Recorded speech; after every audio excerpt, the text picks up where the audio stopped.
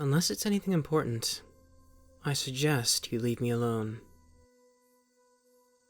Are you perhaps hard of hearing? Leave. Wait just a minute. You're that person we rescued from Kainu'u. Looks like the one above favors you. I'm sorry if you lost any friends to that demon. So I suppose I have you to thank for Valdal's latest morale boost. He's a good little guy, isn't he? I suppose introductions are in order. Captain Alverith Tyvan, leader of Wyvern Detachment. Give it to me straight, what have the others said about me? I'm a jerk, but I'm improving. That sounds about right. You know, I mean it when I said Valdal got a big morale boost. We really needed that. Don't tell a soul I told you this, but thank you. Let's just say all of us have seen horrible things on our travels, been in many fights, seen horrifying creatures. But that island, Kainu'u, what happened there was more than just stomach churning. It was a damn nightmare. Everyone was quiet on the ride back. Except for Valdal. He was yelling at me, actually. You know, that was the first time he had ever done something like that. When we got back to Doctor Lixwyd's island, Valdal said he'd more than likely quit.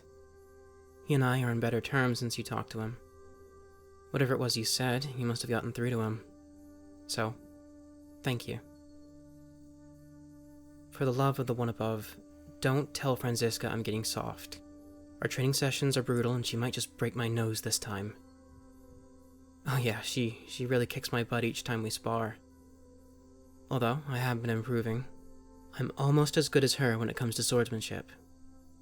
So, Valdal and Franziska, huh? Relax, I won't go blabbing about it. It's blatantly obvious. They have this kind of older sister, younger brother thing going on. And you can cut the romantic tension between those two with a knife, it's that thick. So, who asked you to come and see me? Dr. Lixwyd? Maruska? She probably wants to meditate with me again. Wait, what? You just saw me all alone and wanted to talk? If you'd approached me a year ago and said you just wanted to talk, I'd have laughed at you. I guess I was that unapproachable, huh? I kind of just now realized how bad I was around that time. It's funny, as a kid, I would get called a freak and kids would tug at my ears. Every Slamouthian human has some degree of elven ancestry, but elves are generally accepted to have gone extinct. I wasn't very pleasant to my squad mates, except for our leader, who had to constantly put me back in a line. And I guess Franziska a bit, 'cause she's actually scary. I sort of bottled up those feelings and never really resolved as a kid, and then took it out on everyone else. Especially the orc in our squad. I'm actually surprised I wasn't ripped in half because of the things I said to her. I guess I was wrong about orcs being insane and angry brutes. Not sure if Valdal told you this, but I lost a card game to Franziska, and now I have to go and ask the orc, Sharragat, to dance with me. I'm just not sure how to approach the situation after all the heartless things I've said to her. Yeah, I am a superior officer, so I could just order her, but that's not very gentlemanly of me. I could just spill my guts and tell her about the card game. But then again, I think it would be interesting to dance with her. Not because I like her or anything. Don't get that idea in your head. I just feel it's owed, and long overdue. Boy, am I one messed up guy. I insult someone because they're an orc and then afterwards ask to dance with them to make up. Trust me, I'm getting better. It's hard after all that's happened. The guy who pretty much raised me is dead. I was alone before him. His name was Blaine. Never really knew my parents. I was raised in an orphanage, and I ended up as a street rat after the building caught fire. Then, while I was a street urchin, I started picking pockets. I tried to pick Blaine's pocket, and nearly succeeded, though he caught me. Oh man, did I run and run. Turns out what I stole from him was a gold locket with a picture of his sister. He was pissed. He eventually found me in a little place in the sewers I called home. And for whatever reason, he didn't shoot me or beat me up. He found out how I was living, and, well, I was pretty much his son after that.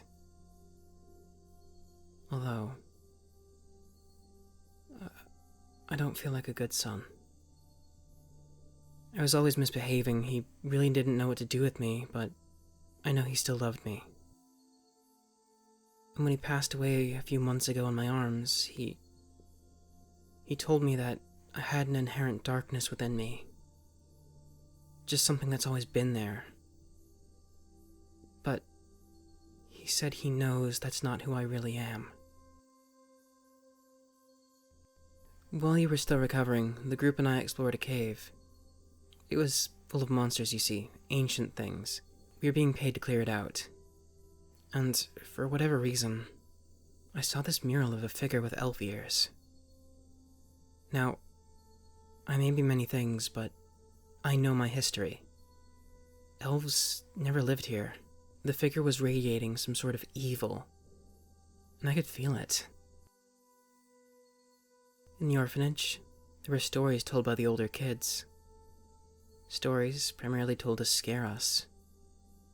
The primordial spirit, Yeddelmark. It said he was an elf once. The older kids would tell us stories about how the emperor of my country was a living vessel for that spirit. That the emperor wasn't, well, a suitable vessel for Yeddelmark.